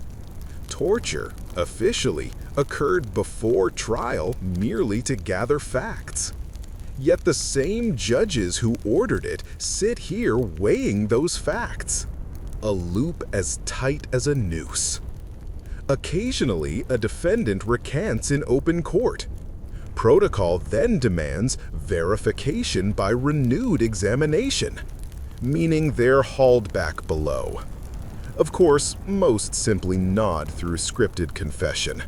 Efficiency trumps accuracy. Observe the court scribe's pen. Each time a defendant stutters, he looks to the bench. If a cough signals pain, he pauses, uncertain whether to record it as faltering or defiance. Language itself contorts. Latin merges with vernacular. Where Latin lacks a word, clerks invent one. Strapidare for undergo strapato. Forniculi for speak through fire. These neologisms trickle into dictionaries centuries later, sanitized of origin, like bones bleached in sun. Court recess calls. Benches scrape. Murmurs swell. Our guide points to a side door, magistrate's robing chamber. Inside, scarlet gowns hang beside warming braziers, because chilled judges risk shivering, and trembling could be mistaken for compassion. A table set with sweetmeats, figs, candied orange peel, and honey-glazed almonds waits. The irony is thick. Honey upstairs, salt downstairs. Two flavors of dominion. One magistrate, Gerlach von Thun, invites us to sample almond clusters. He claims sweet taste steadies judgment. As he nibbles, he recounts an inquest where a mere rumor of witchcraft condemned 10 women. No torture necessary. The community's fear sufficed. He shrugs. When mind is terrorized, flesh need not be. This, perhaps, is ultimate evolution. Terror so ingrained, the tools grow moot. Leave the courtroom by an oak arch into the gallery of effigies. Wooden mannequins line the wall, each clad in garments seized from executed criminals. A heretic's patched cloak, a bravo's doublet slit by sword thrust, a smuggler's smock still smelling of river tar. School children filed through weekly, teachers lecturing on moral failings, pointing to stains as visual aids. A medieval scare-straight program. Some parents bribed custodians to sneak their rebellious sons down here at midnight for private viewing, swearing the mannequins came alive in moonlight, eyes glinting, limbs creaking. Trauma as pedagogy, generationally passed like heirloom. Night falls again. The fortress lamps blossom. Our circuits might seem endless, but we've one station left, the ledger vault. Beneath 3 locked grates lies cedar-lined room no bigger than pantry, yet more dangerous than any rack. Here rest letters of perdition, sealed orders authorizing torture. Each parchment edges singed in candle flame, stamped with blood-red wax, sometimes literally mixed with a judge's own drop of blood to prove commitment. Access is limited. Forging such letter is capital crime. Yet rumors whisper of counterfeiters selling blank forms to rival towns, feeding a black market of fear, where one city might sabotage another by planting forged confessions. You notice a slim volume titled Tariff of Suffering, open to a random page. Dislocation of shoulder, 5 florins. Crushing of thumb, 2 florins. Water ordeal, first pitcher, 1 florin. Pain quantified like barley bushels. Next page lists discounts for bulk interrogations, an early form of wholesale justice. Economists will later cite these ledgers as embryonic cost-benefit analyses in public policy. Footnotes seldom mention screams. It's near midnight. Snow again dusts arrow slits, muffling all sound but one. The slow drip of water from ceiling. Drop, drop. Most visitors overlook this, yet wardens swear they hear each drip strike floor exactly where a man once bled out, creating eternal echo. Folklore? Perhaps. But absence of bodies doesn't erase presence of suffering. Stone has memory beyond ours.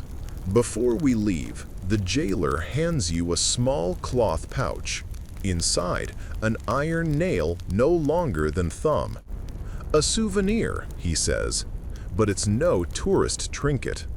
These nails were hammered into beams to tally number of prisoners processed. When rack consumed one more soul, jailer drove another nail. Over years, beams sprouted bristling iron whiskers until wood cracked under weight, just like bodies under interrogation. Holding it, you sense vibration, imagined or residual, like faint heartbeat of bygone agony. Some visitors cast nails into rivers for absolution. Others keep them as reminder to guard their own freedoms. You'll decide later, staring at ceiling in darkness. We retrace steps past shuttered court, surgeon's annex now shadow hushed, furnace coals dulled to ruby eyes. Every clank of your boots seems sacrilegious amid sleeping horrors. At last you feel wintry air knife lungs. Outside gate, world goes about mundane tasks. Bakers proofing dough, lovers sighing, a minstrel plucking lute.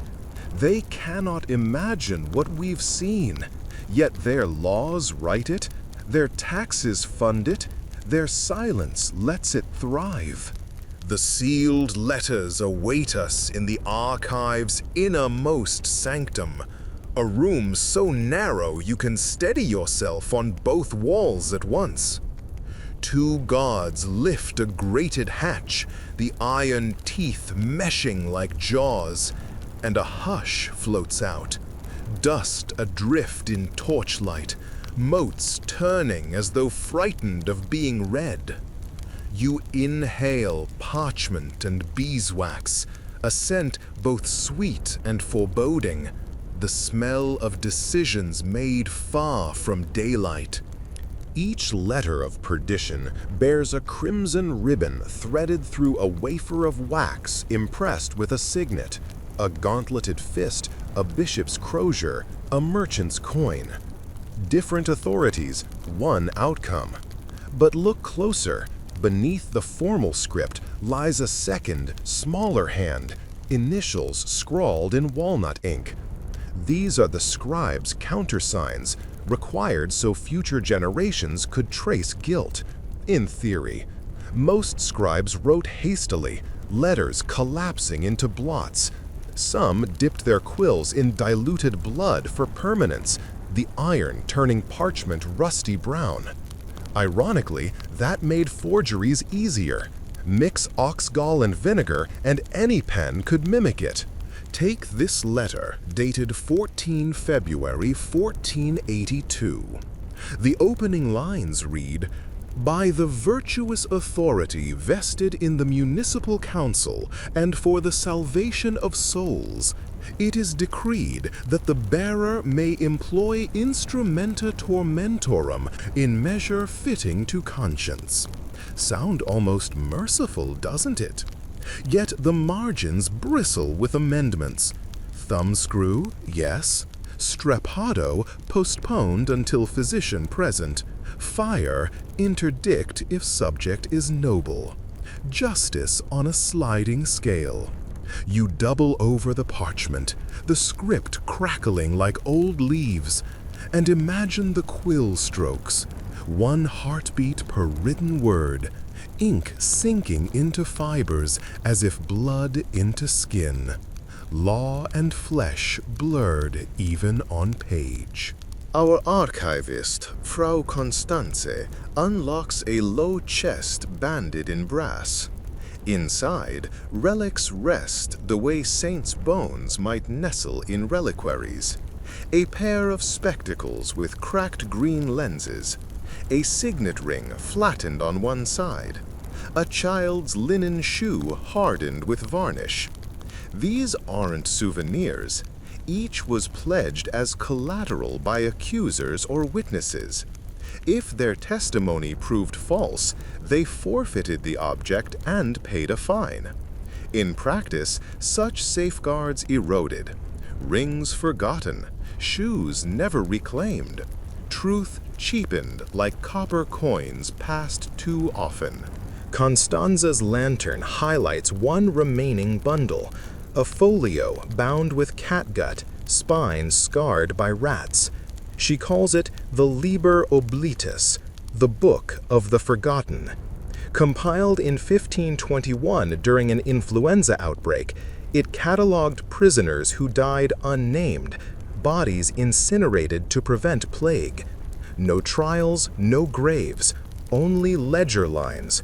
Male, approximate 30 winters, left ear missing, recanted heresy after water ordeal, succumbed third sunrise.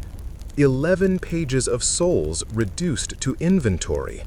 You trace a finger down the list until your nail hooks a tear in vellum, an absence inside an absence. At this moment, the weight of centuries seems unbearable. Our guide senses it.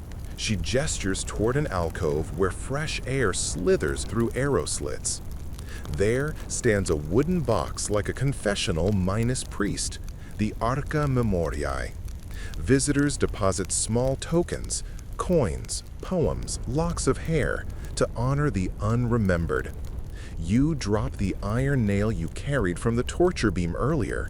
It lands with a clink soft as snowfall, joining hundreds of mute witnesses. For a heartbeat, the room feels lighter, as though the stone exhaled. Yet remembrance must outrun mere ritual.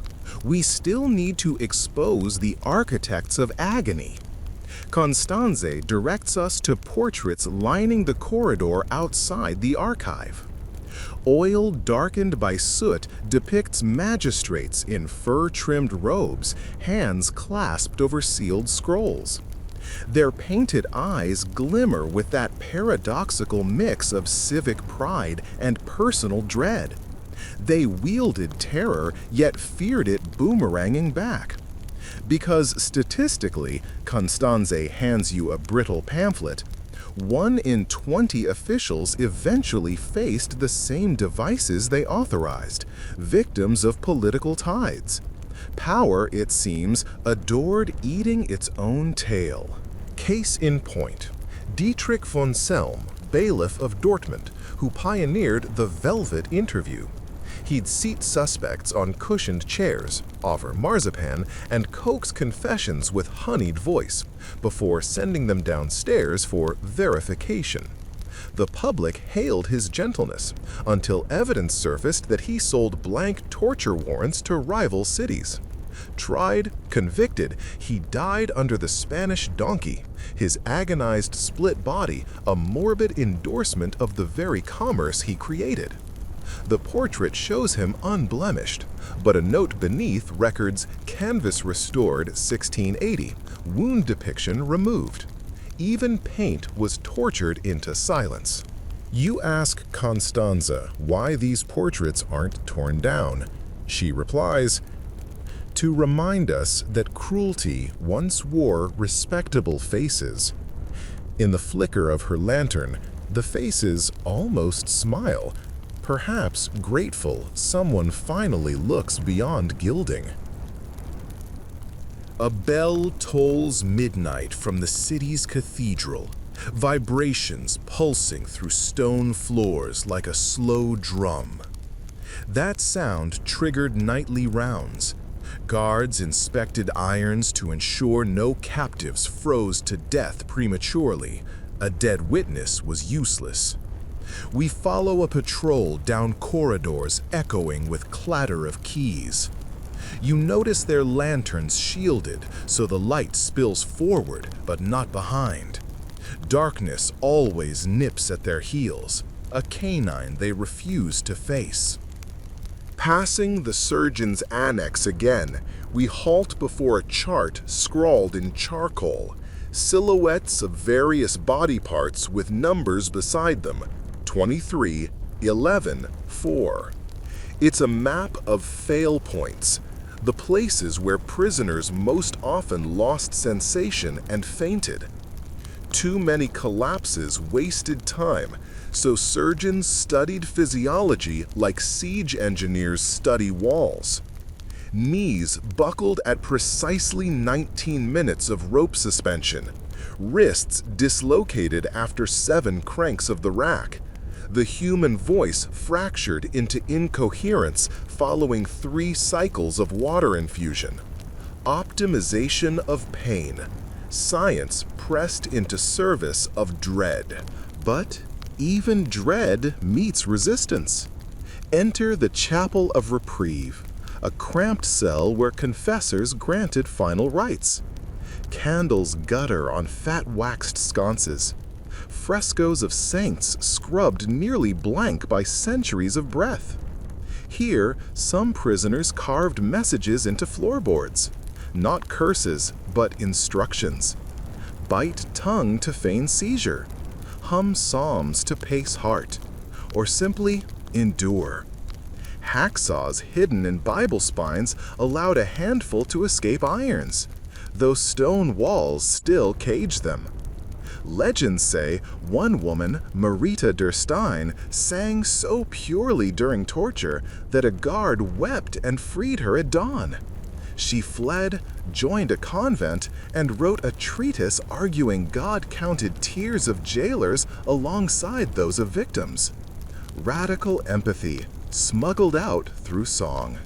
Constanza unlocks the chapel's side cupboard. Inside, a tarnished censer emits faint ghost of frankincense. Beneath it, something startling, a recorder flute. She explains musicians sometimes accompanied interrogations, piping hymns to drown screams so townsfolk wouldn't hear. Music as gag. You lift the recorder, its wood still warm from human hands across decades. Place it to your lips. You won't blow, but you sense vibrations humming within, as if notes linger, waiting to be freed. The patrol leads on to the courtyard. Snow glitters under moon, powdered sugar over a cake baked from sorrow. Execution scaffold long dismantled, only 4 post holes remain. A plaque reads, May justice henceforth have no need of rope. Noble sentiment, yet behind you the dungeon persists. Constanza whispers, "The stones outlast the laws." She gestures toward the moat. In winter, it froze solid. Wardens once marched prisoners across to a tiny ice island, the mirror ordeal. If the ice cracked under accused weight, it signaled guilty soul too heavy with sin. Rarely did anyone fall through, but fear alone wrenched confessions. Today, the moat glints harmless, yet you imagine footsteps crunching, echoing in frozen night. Across courtyard stands a new annex, now a museum gift shop, ironically. Shelves of replica shackles, pewter mugs, postcards of the Iron Maiden, which historians remind was mostly 19th century myth. Tourists buy horror in pocket size. You recall the nail you relinquished earlier and feel relief you didn't commercialize it. Memory should weigh, not decorate refrigerators. Inside the shop, a display of children's books. Brave Hans escapes the tower. Reduces centuries of torment to cartoon adventure. A father flips pages for his daughter. She giggles at illustrations of a mustached jailer chased by geese. Innocence demands digestible narratives. But we, nocturnal scholars, cannot settle for sugar-coated folklore. We've walked the hidden mile, and the knowledge clings. Dawn bleeds into horizon, lavender over slate rooftops. Our tour began at dusk. 12 hours later, we re-emerge, carrying an invisible cargo of echoes. You may feel heaviness behind your eyes, a pressure of uncried tears. That's normal, the body reacting to borrowed anguish. We stop on a bridge overlooking the city. Smoke rises from bakeries, mixing with church bells tolling prime. Commuters shuffle, unaware they move atop caverns where pain was perfected. A thought surfaces. Torture ends not when tools are broken, but when memory rejects their glamour. To remember is to disarm. So, what legacy do we draw? First, that procedure can mask brutality. Signatures, stamps, polite phrasing, all threat silk over iron. Second, that fear sells. Magistrates, merchants, even tourists paying for postcards. Third, that resistance sprouts in cracks. Songs, floorboard scripts, runaway tears. And lastly, that you, dear listener, are custodian of these lessons now. History entrusts them to your hush-lit mind like Constanze entrusting parchments to cedar-lined vaults. I promised we'd unmask the men behind the warrants. Truth is, they were ordinary. Clerks, clergy, councilmen, with hopes, debts, favorite songs. Evil rarely sports horns. It signs in triplicate and then joins family for supper. Recognizing that ordinariness terrifies more than monster tales, but it also empowers. If cruelty is human-made, humanity can dismantle it. The sky brightens. Frost limbs parapets. You might feel an urge to shake off gloom, breathe crisp air, maybe laugh at absurdity of midnight tourism. Do. Laughter proves bloodstream still yours, not chained below. Yet keep one memory vivid, that iron nail lying in the Arca Memoriae. It bonds us, viewer and vanished prisoner, historian and janitor, past and present, in silent covenant to notice suffering before it tunnels underground again. Now, wipe dust from coat, straighten spine. You've navigated every stair, every shriek-hollow corridor. Few can claim that courage. Mark the moment by smashing like so the algorithm knows empathy matters. Type "memory is armor" in the comments if you'll carry these stories forward. And if you've just tuned in at part 7, madness! Catch prior episodes for full descent. Hit subscribe so next time history whispers, you're first to hear. With that, our grim pilgrimage concludes. May your pillow feel softer for having cradled hard truths, and may the only chains you ever bear be those you choose. Chains of responsibility to remember, to speak, to break cycles where you find them. Good night, brave soul. Let the dungeon doors slam shut behind you and stay shut.